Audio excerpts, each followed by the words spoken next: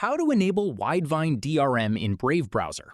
This tutorial shows you what it does and how to turn it on, so protected streaming content plays properly. First, open the Brave browser on your device. From there, click the three lines or menu icon to open Settings.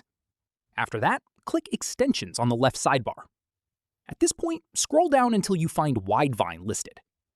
Following this, you'll see a description explaining that it's Google's digital rights management component, used specifically to view protected streaming video and other copyrighted content within the browser.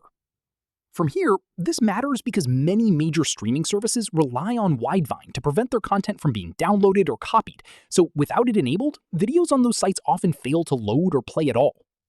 At this stage, click the toggle next to Widevine to turn it on. Following this, a prompt may appear asking you to confirm, since enabling this component involves accepting its usage terms. From here, click Accept, or a similar confirmation button if that pop-up shows up. Once enabled, restart Brave to make sure the component fully loads.